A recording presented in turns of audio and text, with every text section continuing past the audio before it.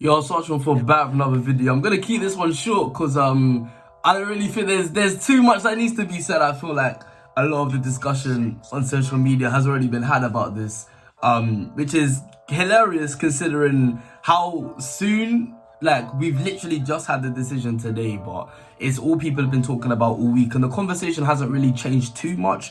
Because I think in the back of everyone's minds, this was kind of to be expected. I mean, if the stewards were to reverse, no, not even reverse their decision, but accept that they ought to have made an actual decision, then yeah, it would have just been messy. People just start backtracking. Oh, what about this? What about this? But I don't know, man. I still think it's a bit weird that no decision has been made about. Well, they made the decision to. They just don't believe it's worth any penalty. I don't see why my starts have stayed the same since last time. I think all the people complaining that just leave it, let them race, blah blah blah. We don't want it to be decided by the stewards, which Christian Horner himself has said. I just find it very funny because he doesn't have that energy when Lewis is being given 10-second penalties and being sent to the back of the grid. I never hear him say that about that, but only when it's his driver getting away with things is he saying, just leave it to the drivers. We don't want it decided by the stewards. Very, very interesting take for Christian Horner to have.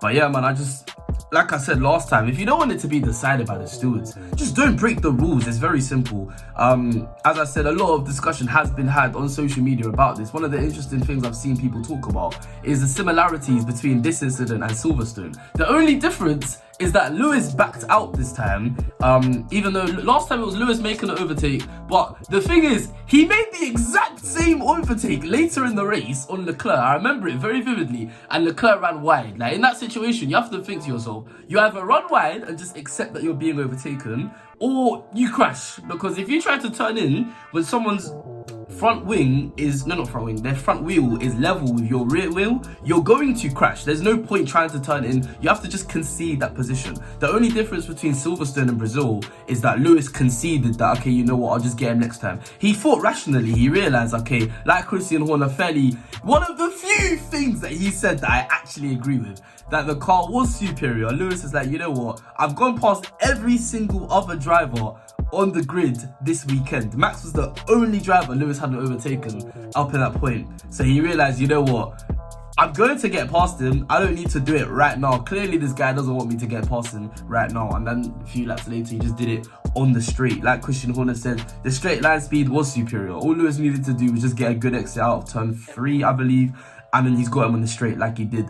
But for me, the fact that Lewis won the race doesn't change anything. Like just like in Silverstone, he still won the race despite a 10-second penalty, and then they got angry by it, and everyone was saying the stewards can't see the future. Like, they could only give a penalty based on the incident itself. Again, in Brazil, that's what should have happened. People saying, it corrected itself, Lewis won anyway. That doesn't matter. Like, the point is, you've still been wronged. If someone robs your house and then the next day you win the lottery, you're not going to forget about the fact that you got robbed. It's the exact same thing. You can't say it solved itself out. Like, the point is, you were still done wrong, and that wasn't dealt with at the time, and that ought to be dealt with. And I think that for the stewards to say that the evidence, they said it was new, they said it was relevant, but somehow they didn't deem it significant enough to merit or warrant any sort of penalty. I just don't understand that. And to be honest, it's very hard at this point to not see this as some sort of agenda for them to get another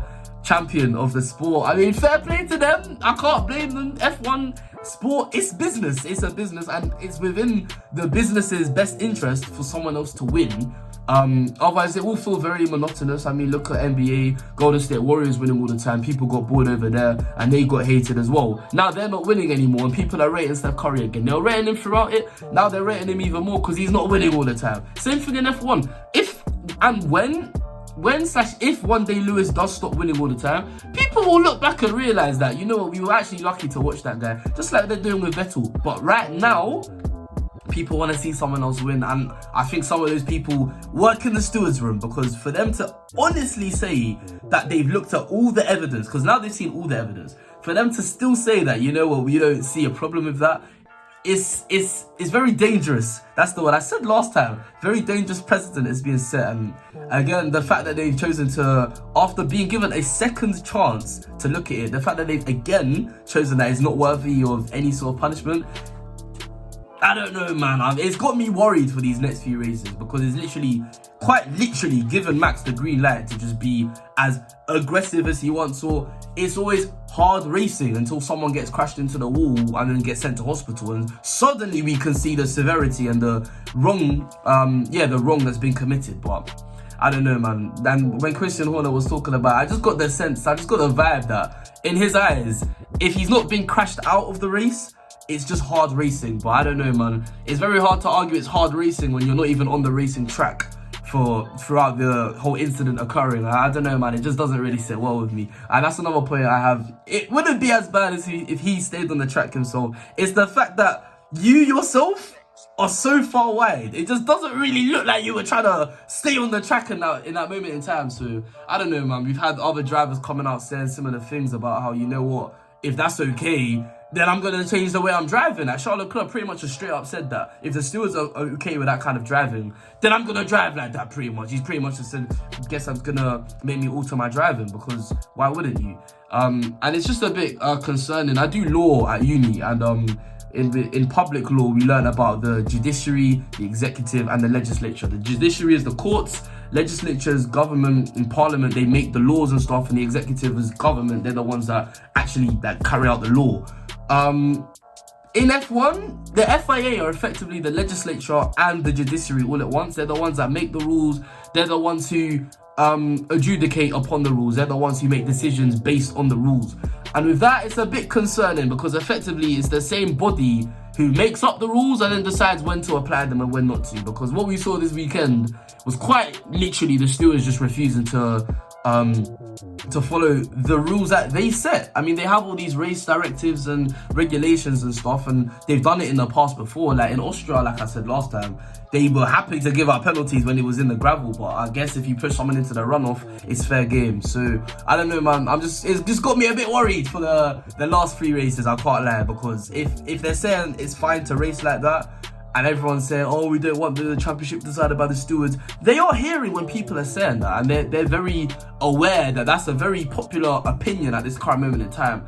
All this drama we've had for it to be decided off track by people that we can't even see, it would be very disappointing. But again, my rebuttal to that statement is just, if you don't want it decided by the stewards because something's happened on track that shouldn't have happened on track, maybe just don't do it. It's very simple. Like, I don't know, man.